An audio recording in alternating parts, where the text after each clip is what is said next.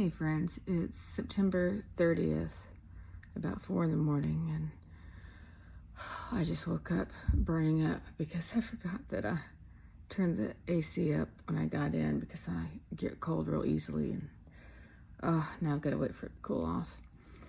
Anyways, I'm feeling a little emotional because I don't know what happened, but all of a sudden, and this is great. This is great. All of a sudden, I'm getting messages through YouTube and Instagram, etc., from people reaching out to me about a video that I posted on YouTube, specifically the one about being molested by cousins as a child, which isn't even the worst one, guys. But I'm glad that people are seeing that stuff. And I just logged into my YouTube because I was like, let me go see what's going on with this video. It has 11,000 views. I can't remember exactly when I posted it. I think it was in the last few months. It was definitely this year, I think. Honestly. Short-term memory issues are such a challenge. Anyways, and you know what I have because of this kind of stuff? Oh God, I've been really struggling with my short-term memory issues lately. And I know, just to talk about that for a second, I know that I had some memory issues from the experiences that I had as a child. So, just talking about sexual assault, I've been through a lot of trauma in my life, not just sexual assault, but that's what we're going to talk about here. As a toddler, I was molested by a cousin. I remember being in the living room on my family's sofa with my cousin who's supposed to be watching me and watching TV, and him touching me inappropriately. And then later, probably around the age of 7 or 8, maybe even 6 actually, another cousin, which happened to be the brother of the first cousin, forced me to give him oral and did other inappropriate things several times. And I was a little older then, and I remember him I remember this one of the times. I remember the different places that we were at. There was one time it was in the garden behind the garage. And then there was one time that it was behind the shed, our blue shed. And I remember the time that it was behind the blue shed, looking towards our house and seeing the bedroom window of my parents' bedroom, and looking there, wanting to ask my parents for help, and my cousin telling me that if I told anyone that he'd kill my parents. And of course I'm a little kid, so I'm afraid, so I didn't say anything. My whole life it's been my protective instinct for others that has both held me back from telling people and getting help, and that has helped me to talk about this stuff. So it's kind of weird how that works. But the cousin thing, that wasn't the worst thing for me. It was awful. And the cousin thing, I'll say this about that. I know that I either forgot or blocked out those memories for a little while, because I remember, and I don't remember exactly how old I was. I was still in elementary school when I remembered that it had actually happened. But I remember when those memories started coming back to me, I remember struggling to figure out, were they memories or were they, was it like a nightmare? I remember as a young child, is this a memory or a nightmare? Because it felt like a nightmare, but I knew too many details, and the repetition and stuff. And then, of course, later on, I think I was in probably the first grade. I don't know how I always kept up with everything by what grade I was in when I was a kid. But like some of my family members also had similar experiences. So like, for instance, like the one cousin that took advantage of me and threatened to kill my parents. I remember he was babysitting me and my siblings, and he went into our bedroom and like laid down on the bed and asked me and my siblings if we wanted to see him pee milk. Yeah, I had no idea what he was doing, blah, blah, blah, blah, that kind of inappropriate stuff. So, and, my family, my siblings remember that. And, so that kind of helped like validate like my memories as well. Cause it's like, yeah, this matches this, anyways, and sadly, sadly that wasn't the end of it. Like, the big thing for me, like the thing that I feel, like the stuff as a kid, like I remember it making me feel dirty and stuff, but like it was being raped as a teenager that like really messed me up, because like by that point in my development as a human being, like I had a better understanding of like what was and was not okay. And so anyways, from like the ages of 13 to 15, I was repeatedly raped by my ex-stepfather. And that's the thing that I think really like broke my brain. I really struggled afterwards to figure out like and to understand why I reacted in the situation the way I did. Like, why didn't I tell anybody? Like, why was I so afraid and all of that kind of stuff? I mean, I know why I didn't tell anybody, because my ex-stepfather knew exactly how to he knew exactly how to play on my desire to protect my family. I mean, it's funny to me that here I am 40 years old and I haven't officially been diagnosed, but I'm like 100% that I'm on the autism spectrum.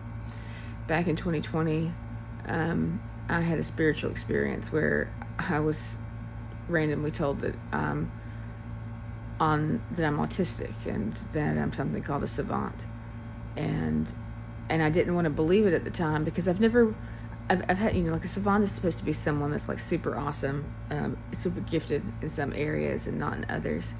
And I didn't want to believe it at first because I've always known that I was different and that I had some challenges and stuff, and I've tried to figure out how to communicate those to people in the past, but I figured out how to compensate for them. And B, like I've never wanted to feel like I was better than anybody else, even though like I've known my whole life that there's certain things that I am better at than others. I think we're all better at something than others, but the older I get and the more I think about my childhood and my reasoning for things and all of the things I did, the more I'm like, fuck yeah, I'm fucking autistic, man. I was intelligent as hell as a kid. I was so fucking mature and stuff. And the thing is that I knew that I, just intuitively and emotionally understood, like human beings and like why we are the way we are and sort of like and stuff like that, like more than others. And like I really loved people and I cared about other people and I just wanted to be friends with other people and I wanted to help other people. And, I'm the eldest of 3 siblings.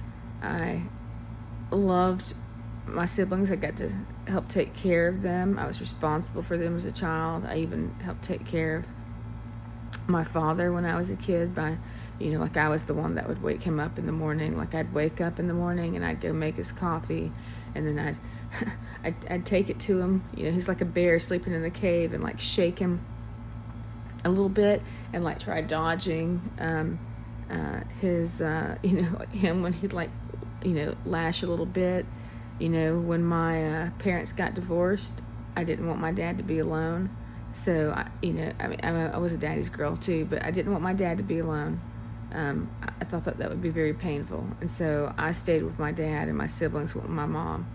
And it's really weird now that I'm an adult thinking about just how reversed my relationship, or I felt my relationship with my father was. Because while like he was the one that was like, providing for me and all of that kind of stuff, I very vividly remember studying him and understanding him to a very high level for someone of my age, understanding why he was the way he was, and not blaming him for being the way he was. In fact, thinking that he was kind of fun most of the time. And, like, I'd never really thought about that connection in relationship to why it's been easier for me to speak out about what happened to me than others. Like, this is actually, like, I'm realizing this, like, in this moment. I always just assumed it was because I really loved Tales of King Arthur when I was a child. It definitely played on my protective desire to be like a protector and a champion for others, and to, fight bad guys and that kind of stuff. I mean, man, I wanted to be a Knight of the Round Table so bad. I prayed about it. I was always looking for a good fighting stick. I was always thinking about, like, honor and chivalry and, like my code of ethics and all that kind of stuff. And, and I prayed a lot. I prayed a lot to God to like, help give me a strong heart, which he definitely did, Like, I mean, at this point, I think I was born with a strong heart. I think God knew that I was going to pray for a strong heart when I got older, and that he gave me a very strong heart when I was born. Because, he knew that's the kind of person that I would want to be.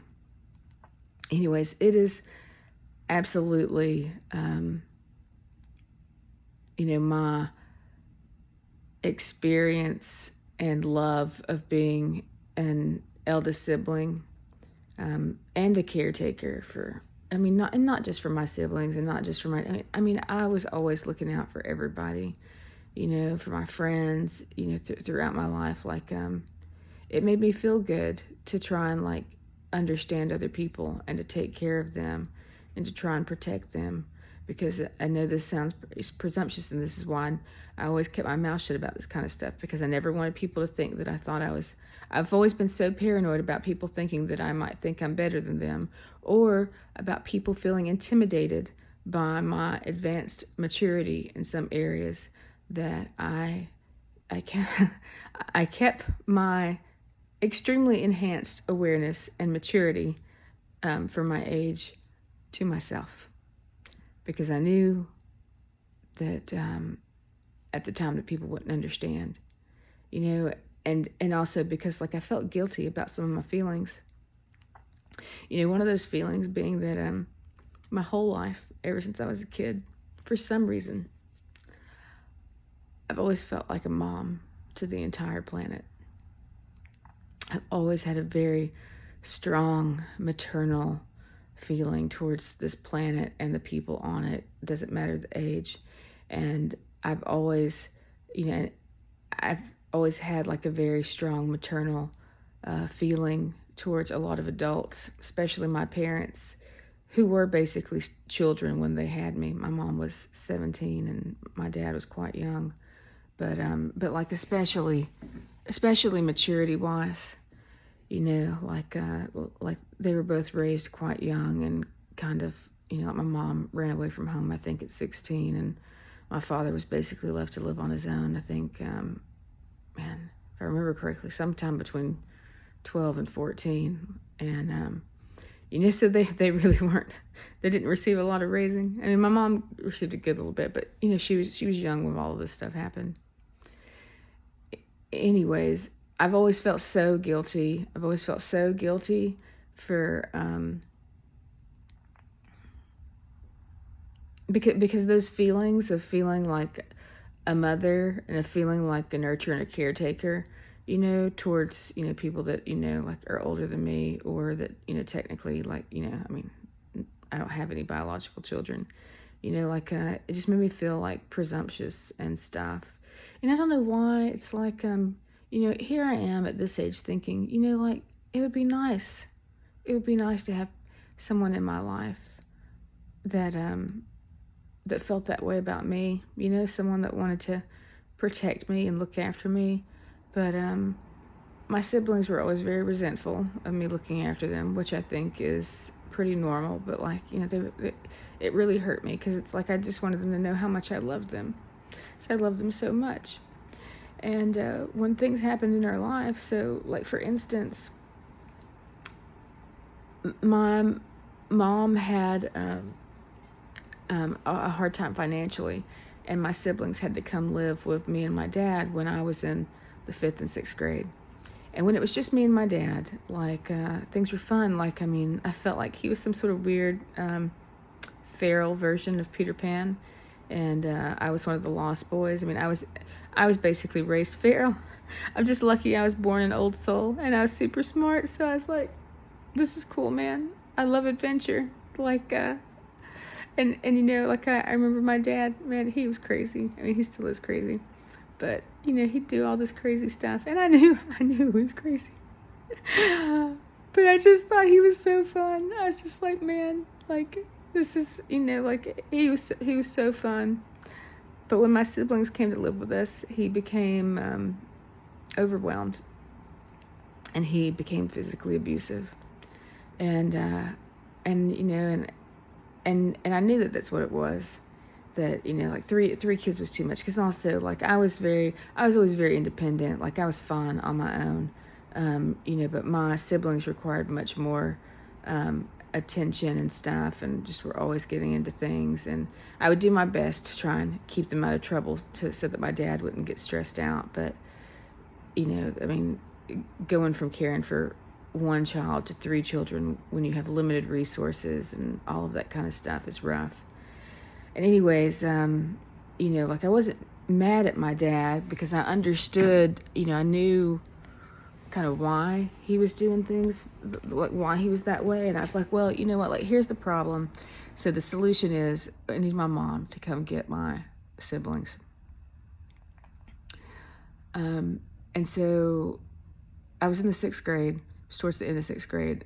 I went to the school counselor, and told her about my dad, about some things that he had done, and stuff, that I was just like, I knew. I remember one time he was spanking my sister, and he lifted her up in the air by an ankle and spanked her ass. There was one time that there was a broomstick that was used, and I think that hit me.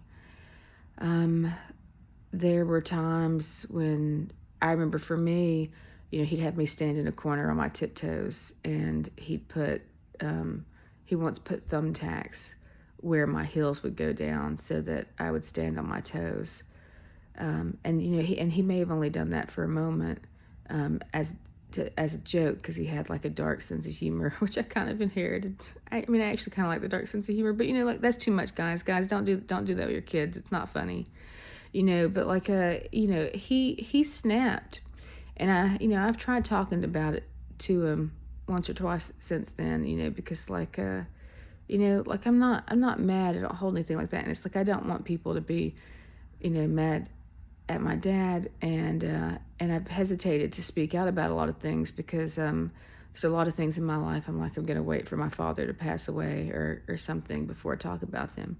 But, I can't wait anymore to talk about this kind of stuff, because the world needs to hear about these kind of stories, and we need to address these kind of issues. My father is definitely a result of the raising or lack of raising that he received, and the abuse and stuff that he witnessed and experienced. And the thing is that when this stuff happens to someone, and sexual abuse, physical abuse, whatever, it often is it creates a perpetuating cycle or something like that. They say, remember correctly from research I've done in the past, that if you've been abused, you're more likely to abuse others. And man, when I read that, it scared me, because it's I don't want to ever hurt anyone. I don't want to ever abuse anyone, even though there are times I'm so angry that I want to. Well, I'll say this. You know what, guys? sometimes I pray that God will give me the power of judgment and the ability to, to see into people's hearts and to know, who's worth saving and who isn't. Even though I still technically want everybody to be saved, even all of the predators and stuff. I just want them to be punished and then go through the karmic loop for a while. But I've prayed that in the past just because I know for various reasons. But if I was, I'm all about like love and light, guys. But when it comes to people that hurt other people, especially people that prey on children, especially sexually, I get so angry. And the thing is here's the other thing for me. Here's what's made it so easy for me to speak out about things for other people. I don't really get that upset or hurt about what happens to me. I do get hurt, but it's when I think about everybody else that this stuff happens to, and just how common this stuff is.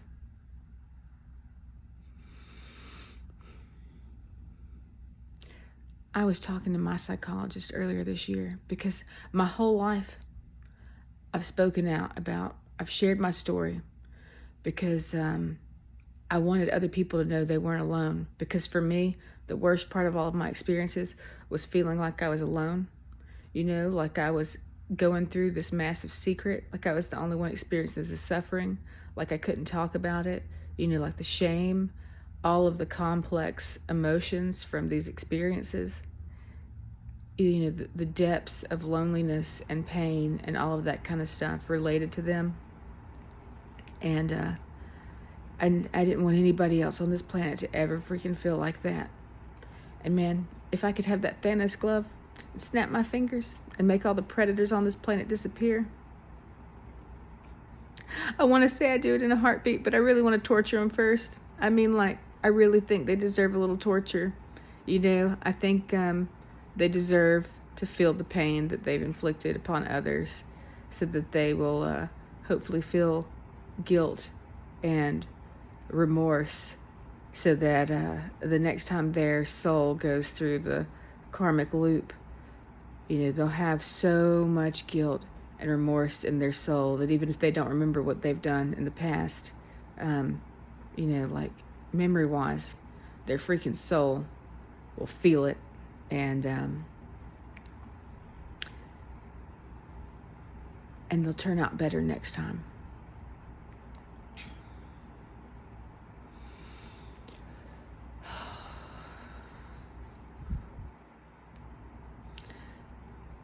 So going back to my psychologist, because I've always shared my story, because I didn't want other people to be alone, because I wanted to raise awareness that this happens way more common than people think. I remember when I was in the 5th grade, I had a group of 5 girlfriends, and this was before I'd been raped by my stepfather. And I remember all of us talking, and only one of us had not been sexually assaulted or raped. One of them, I think it was a brother. One of them, it was a dentist. For me at the time, it had been cousins. And I can't remember the other one. But, I realized very early that, wow, this is incredibly common. And then I've always been a sharer. I share my stories. And because I share my stories, people feel comfortable coming to me and telling me their stories, which I love. 100%. Because, this kind of abuse and stuff, you need to let it out. I'm a big believer. And that's the other thing is, for me, I have learned through my own experience that for me, you've got to process this stuff. And for me, the way I process stuff is to talk about it. I got to talk about it. If I don't talk about it, I feel I feel this poison in my body, this negative energy, and it just builds up and it grows. But if I talk about it, it's like a release. I get some of that out. And I felt over the years, every time I talk about it, I feel like I'm releasing a little more poison. Now, sometimes I feel like that poison builds back up in my body, so I got to keep talking about it. But I've learned that it makes me feel better. It removes a burden on me, and part of that's probably because I felt so much pressure to keep these things a secret. And when I finally came out about all of the things that had happened to me, it was such a relief. It was so hard. Oh, it was so hard. I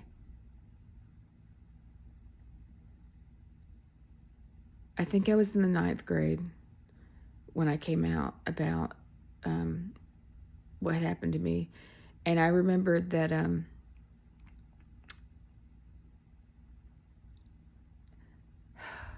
I was mad at God. My whole life, my whole young life, I had a very close relationship with God.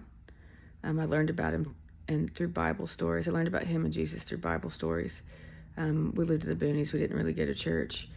So I just had bits and pieces here. Like, I wasn't indoctrinated into any particular thing. And every time I went to church, it was always like a different church. So, like a completely different type of church. So, and I just kind of absorbed a little bit here and there. But man, it's Bible stories. I remember thinking about, Jesus, God, I resonated with Jesus so much because he loved all these people, he loved them so much, he'd sacrifice himself for them. And, I just thought that was absolutely amazing. He was 100% my hero when I was a kid. And he felt like a big brother to me. I'd felt this really, it's weird. It's weird because, and I don't know if it's because of past life stuff or if it's because I'm just so good at imagining myself in other people's shoes and at imagining all the different reasons they might feel or do things the way they do. But I remember that saying, before you judge, something along the lines of before you judge someone or something, try imagining yourself in their shoes or to better understand someone. I just knew, I heard that saying and I knew that it was true, that in order to understand other people, you needed to put yourself in their shoes, which I guess is a lot easier for me than for other people. I think that's one of my superpowers. I think that's one of the things that helped me so much with everything I did. I'm a super empath. I prayed to God for mutant powers as a kid. I didn't realize I already had them. I thought I was, there were times I knew I was more advanced than other people, but I didn't realize that, just how advanced I was. I could just feel things. I could feel when something was wrong. I could feel when someone was lonely. I could feel when someone was hurting. I've always been drawn to people that feel lonely, or that are hurting. I just have a spidey sense, and I feel it, and I want to go comfort them or protect them in some way. And I've got some stories about situations like that have broken my heart. But going back to when I came out, so I had a close relationship with God. And I was a big fan. Jesus was my hero, and I was a big fan of King Arthur. And I remember as a child when I imagined what it must have took, or I attempted to imagine what it must have took to be Jesus and to be willing to, sacrifice yourself for others. I literally have memories of his life. And the thing is maybe they're my own made up memories. But the thing is that now that I'm older and I've had all the spiritual experiences I've had in the last 4 years, I actually think that, one even more logical, because the memories I have are so vivid and they feel so true, I just imagined in his young life especially before the age of 30 or 32, I had visions of all of these different hardships that he went through and stuff, some self-inflicted because he understood the way I understood that in order to love people, you got to understand them, or understanding helps to increase love. And in order to understand people, you need to have some sort of like similar experience, understand why they are, like why they hurt and all this kind of stuff. And I don't know, I just intuitively understood that as a kid, or, felt like I did. And so I just imagined all these things in his life and stuff, and I understood that it was the hardships that he went through, and him seeing other people experiencing these pains and stuff that were what gave him the strength to do what he did. And that he was very selfless. And I aspired to be like that. I mean, no one told me that I couldn't talk to God after I read Bible stories, so I just started talking to God all the time. And from my experience, God was my best friend, and he 100% talked to me. Like, I talked to him about everything. Like, I grew up on a dead-end street, kind of in the boonies or whatever, surrounded by magical nature and stuff. And so, like, I saw, like, the magic of, like, God's creation and the world around me. And I was always hunting fairies and unicorns and stuff and talking to God. And, whenever I'd be told something I didn't like, man, I let him know. I remember, I can't tell you how much time I spent thinking about, death and what happens, the afterlife, and these stories people told about heaven and stuff. And I was, oh man, I was so mad. I mean, I remember, now that I'm thinking about it, it's like I could see myself as like the cutest and most stubborn little girl, and here I am, like, like in my little kid body, like, like all mad, like letting God know, I don't like this. You need to change this. I don't like this at all, because I loved my home. I loved the land that I grew up on. I loved it so much I didn't want to leave it. I was like, this is heaven. Like, this is my heaven. And also, I had very strong feelings about, like, this is like heaven is a place where everybody goes to be, like, happy and stuff. And I just intuitively knew as a child that that sounded boring and awful. And because if it's the variety in life, variety is the spice of life. And it's the contrast of, pain and pleasure and happiness and sadness and all of that kind of stuff that makes life so interesting. Like my little kid self was like, because I don't know, just like being happy all the time. To me, it sounded like zombies. I didn't even know what zombies were at the time, but I was just like, that doesn't sound good. To exist in one state, because I wanted to experience the full spectrum of human existence, with all the ups and the downs and stuff, I really like the concept of yin yang and all that kind of stuff. And I am amazed. I don't know what, I just always thought that other kids thought about this stuff. I don't know how many other kids spent hours and hours thinking about the nature of the universe and all of this kind of stuff. But man, here I am. I now have been doing a lot of reflecting in my life for, especially the past year. I've always done a lot of reflection to try and help me remember and understand who I am and why I am the way I am. And for various reasons. And here lately, like, I've been thinking of my childhood self as a separate person. And when I think of my childhood self as a separate person, it's a lot easier for me to compliment her. It's a lot easier for me to recognize her brilliance. It's a lot easier for me to be in awe of her bravery. Because now at my age, with my experience, I don't really feel particularly brave. I know that I am by other people's standards, but like now I have the hindsight. Like I can see. I know what my past was. I know how I got here. I may not remember it the best, but it wasn't me. It wasn't me. It wasn't me that came out about being raped and stuff. It wasn't me that went to a school counselor to try and stand up for my siblings. It wasn't this version of me. It was a much younger version of me. And I have gone through, after coming out about some of the trauma that I went through, I did go through like a long period of being like incredibly controlled and possessed by fear. And I think when I came out of it, it's like sometimes I feel like a coward, and it's like, I don't know. I'm just so fucking amazed. I wish I could if I could travel back in time. I just want to go back in time and find young me and tell her how amazing she is. And and how beautiful she is, how loved she is. Tell her that, like, she was never alone, that I was always with her. Even if it doesn't seem like I was here yet, like, I just want to tell her that, like, like, my spirit was always with her. Holding her hand through everything that she went through. And, like, listening and knowing, like, the desires of her heart and helping her with those, even when it was painful.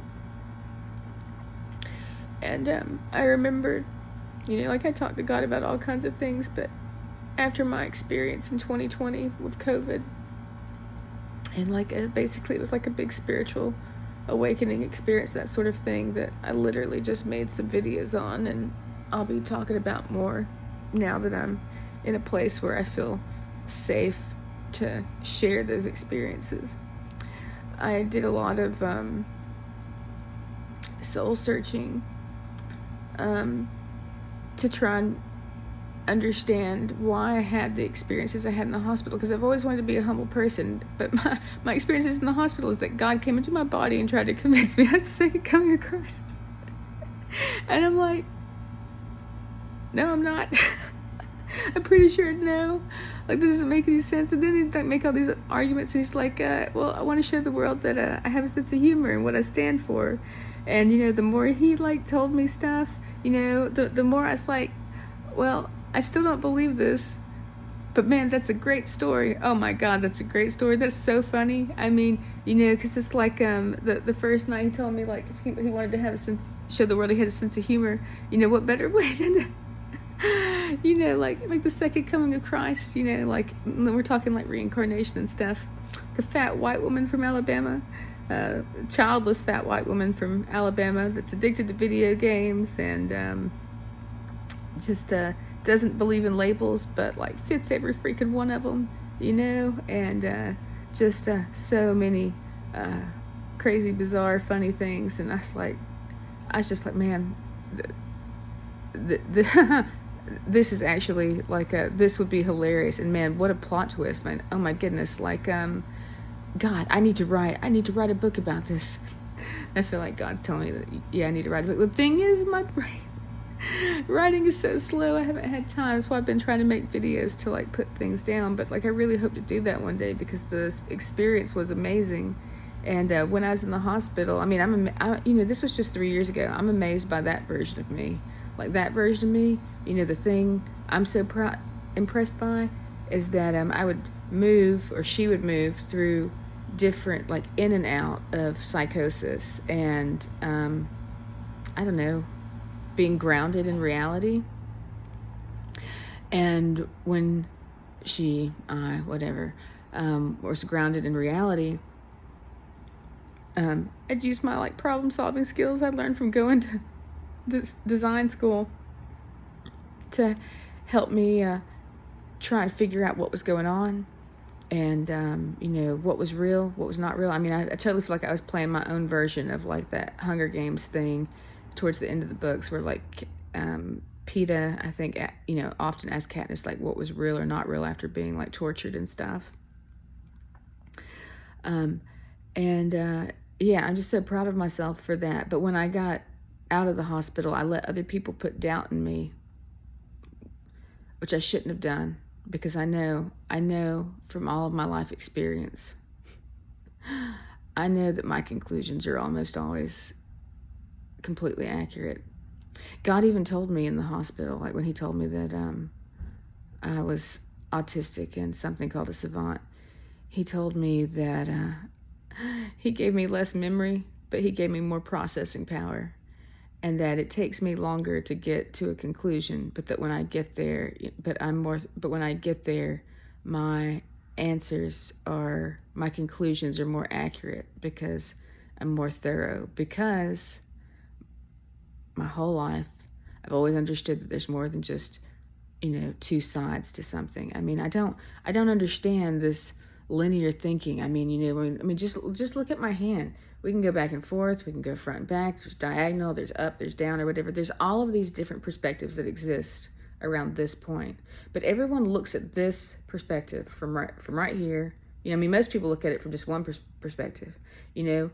Maybe two. Think like our political parties and stuff like that.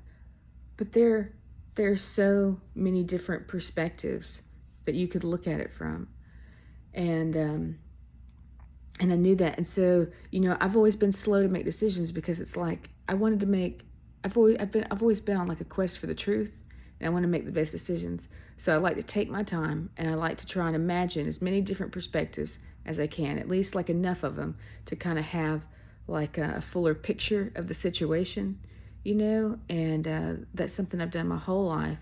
That's one of the reasons why I'm able to be friends with people that are complete opposites, despite the fact that, they all probably believe at least something that, it's like, well, I don't agree with this. I don't approve of this, or whatever, it's like, I know that we're all shaped by our own experiences and stuff like that. And,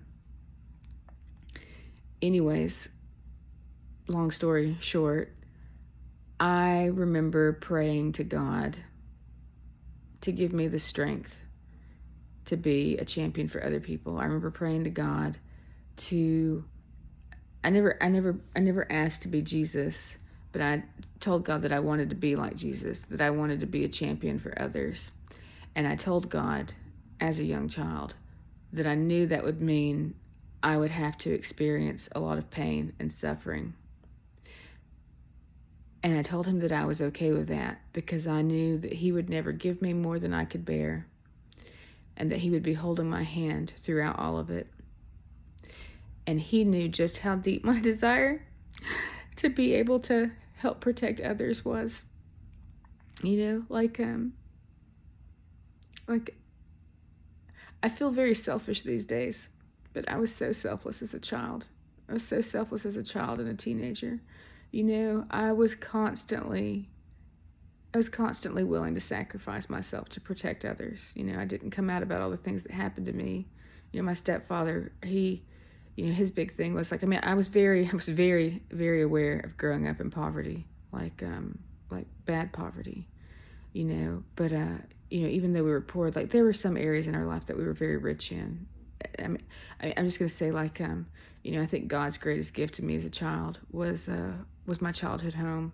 My dad had inherited a house from his mother, and it was in this area where we were like almost completely surrounded by a creek, and there was forest and stuff, and being that close in nature,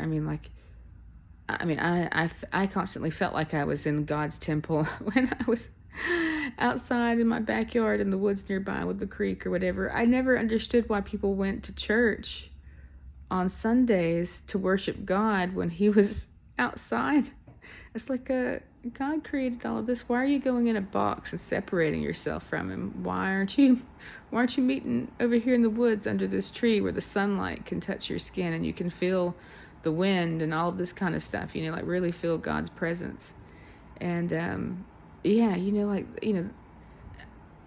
and it was, getting to have like an experience where I felt that connected to him as a kid that helped give me strength. And so I prayed to God to help forge me into a tool. And it's funny now because I remember using the word forge when I was a kid, and I just realized that I'm really particular about names, and I've always known that I wanted to, I've known since I was a teenager, got frustrated with other people, that I wanted to create my own.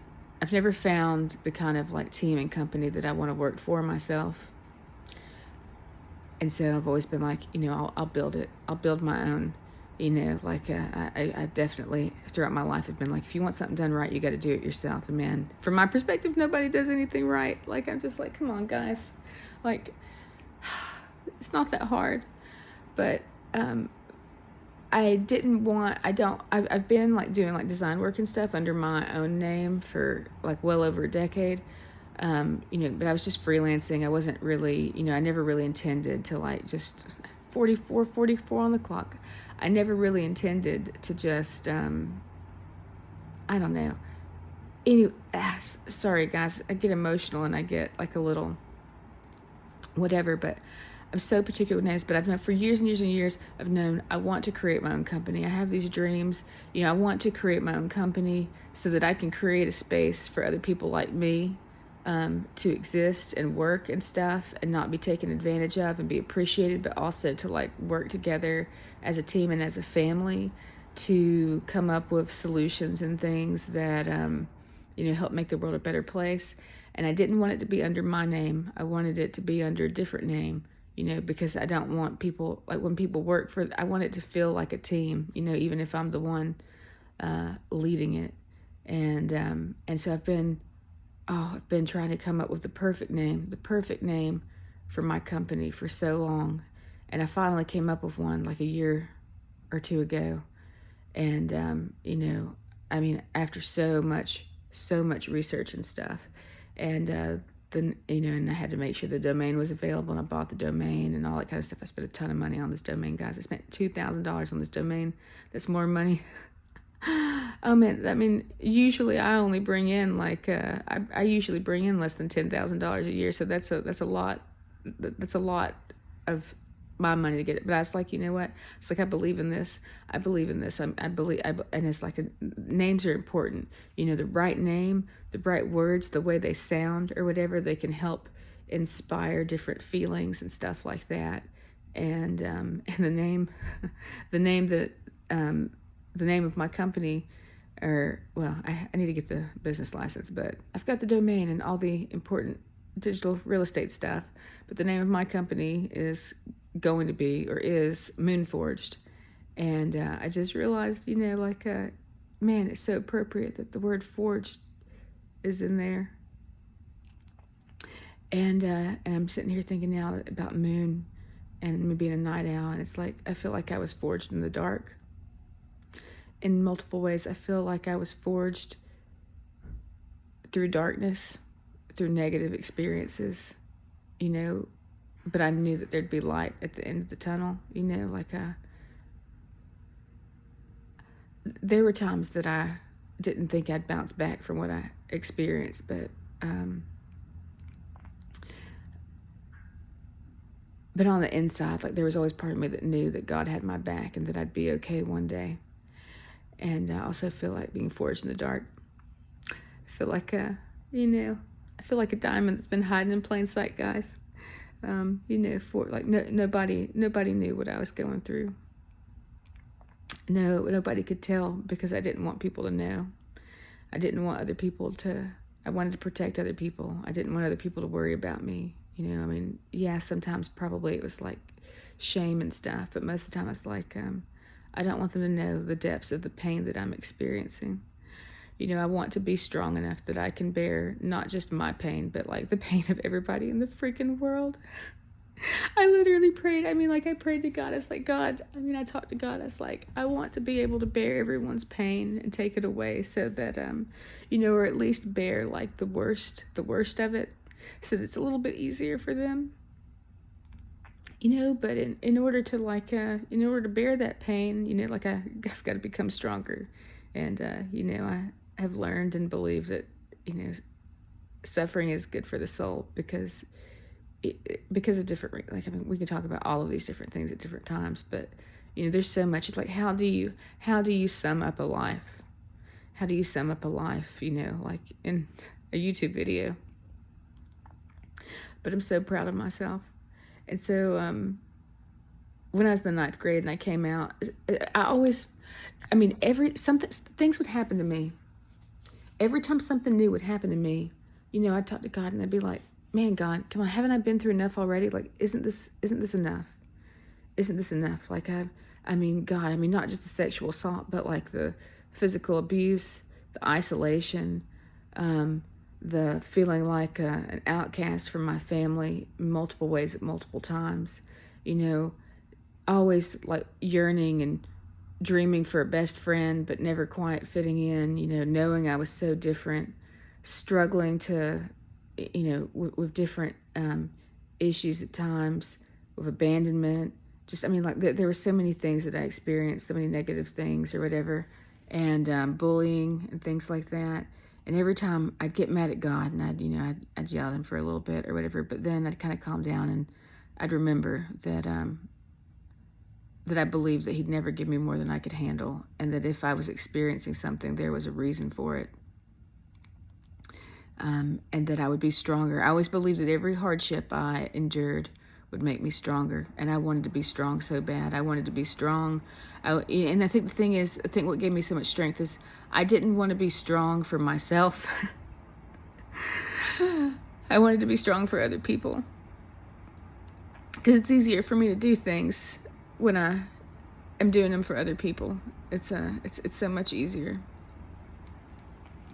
And but when I got in the 9th grade, I'd had all this sexual abuse, I'd had all this physical abuse. I'd been outcast from my family, including my father. After the DHR got involved, my mom took all 3 of us kids. Not just I just wanted her to pick up my siblings. This was like, he was fine when it was just me and him. He would have been okay. I would have been okay. But feeling guilty, feeling bad that my family blamed me, feeling guilty that my father didn't really understand that he was in fact being abusive, just always feeling like the adult in all the relationships in my life, and I got mad at God, and I feel silly to admit this, but you know what the trigger was? Trigger was my stupid boyfriend. I had a boyfriend named Lucas that I loved so much. I loved him so much. He was my first real love. My first high school sweetheart. I guess technically he'd be my junior high sweetheart, but he was in high school. Well, I guess not. Yeah, I mean, I was in junior high. Anyways, but yeah, I loved him so much, and but we would fight, and it would be crazy or whatever, and we'd gotten in a fight, and I was really emotional about it, and I was just like, God, it was the straw that broke camel's back. I mean, I remember pacing in my bedroom, which was in a basement, and it was one of the bedrooms I was raped in, and and I got so angry at God. I yelled, I screamed, I cried, all this kind of stuff, and finally I just broke, and I was like, this is too much. Like, this is too much. Like, this is, I thought you'd never give me more than I could handle, but I can't handle anymore. I always trusted that you were here guiding me and taking care of me, but now I question whether you're really here at all, because how could someone who I know loves people so much allow this much pain to happen to just one person? And I told, and the thing is that I told myself over and over again, one of the things that got me to hang in there was, I always told myself there's somebody in the world that's got it worse. And I could very easily imagine things that were worse. And when I would imagine them, I would feel them, which God has told me is also part of what helped me to expand my emotional empathic range or something like that. Because I'm so good at imagining stuff that it seems real. I just asked him in my head, okay, you're not telling me that I've been imagining all of this stuff, right? No, honey, all of this is real. Oh, shit, man. I wasn't expecting you to come out. So, yeah, anyways, this is almost an hour, and I guess I should just end this with saying that I channel God. He totally speaks through me. He's basically told me I'm kind of like Gabriel and I'm his voice. And yeah, it's totally fine for y'all to think I'm all kinds of crazy, because guys, look at all the fucking stuff I've been through in my life. But man, God woke me up in 2020. Reminded me of all this shit. Told me all kinds of stuff that's come true. Give me all kinds of premonitions and understandings of what's going on in the world and why it's happening, and why people are the way they are, and what he needs me to do and things like that. And at the conference I was at earlier, one of the things that somebody mentions was they were defining a point, and they said the point is the tip of a scalpel or a tool. And, you know, that was basically what God told me I was when he woke me up in 2020. You know, like I'm the tip of his scalpel, guys. And it's okay for you not to believe me and all of that kind of stuff. But, you know, at this point I've been through so much, and he's guided me through so much, and he's helped me with so much that, you know that I don't always understand exactly what he means, but I've seen things manifest in my own life. And so when he tells me that I'm going to change the world and that the future is bright and stuff, guys, just stick around and watch the next 10 years of my life. I think you'll believe in miracles when like if you were interested enough to know more about the stories of what I've been through, what I've experienced, you know, what God has worked through me, and what God is going to continue to work through me. He tells me I'm his favorite. Which I can believe now that I realize, you know, just how amazing I was as a child. And it's like I feel, it's like part of me feels full of ego saying that. But guys, I ain't never met anybody on this planet with as much depth as I have. With as much heart and stuff. And I keep looking, I keep looking around, and I see a lot of good people, but it's like, if you're somebody that's, if you're somebody that's like me, that's incredibly deep and all that kind of stuff, like, please let me know, because I'm looking for my tribe. I know y'all, I know there's got to be some of y'all out there. I've been told stories and given visions and stuff that I was hidden away like Sleeping Beauty, in order to protect me, so that I could grow up safe, so that I could, reach maturity and reach the point of being able to be in a position to help other people and stuff. And, the past 3 years of my life have been magical, especially the last year and a half. I've gotten into all kinds of, like, psychic stuff that I never thought was real. I think I hoped it was real when I was a kid. I wanted to believe in magic. But I learned that I can do something called channeling. So I can channel spirits, but I usually channel God. In the past, I channeled Enoch a lot until I got, comfortable enough to be able to, until I was, like, warmed up enough, or, like, it's weird, like, expanded enough to be able to be a better vessel for God. But it probably seems like split personalities to some of you, and that's totally fine. It's not. But, and I do know that there will be people that see this, that know about channeling, and know that this stuff is in fact true. And you know what? I'm making this video for everybody else to let them know, like, hey guys, like, there's stuff like this that exists in the world, and that miracles do exist, and magic is real. Magic's just science we don't understand yet. And, but I know some of you know this stuff is real. So, like, for those of you that know it's real, please have my back. Because I know that God's called on me and put me in a position, He's put me in a position where I really don't have anything to lose, which helps me to be free enough to be able to speak about things that others can't speak about. Because I know a lot of other people share feelings similar to mine on different things in the world. But, they've got to put food on the table, keep a roof over their head. They've got to take care of others and stuff. And, I'm in a position of privilege right now in which I'm not really beholden to anyone or anything. And, and so I feel like if you're in a position where you've been blessed with the ability to speak out for others, that you should. And you stand up for others. And that's what and why I am able to talk about all the things I've been through and do the things I've done for other people.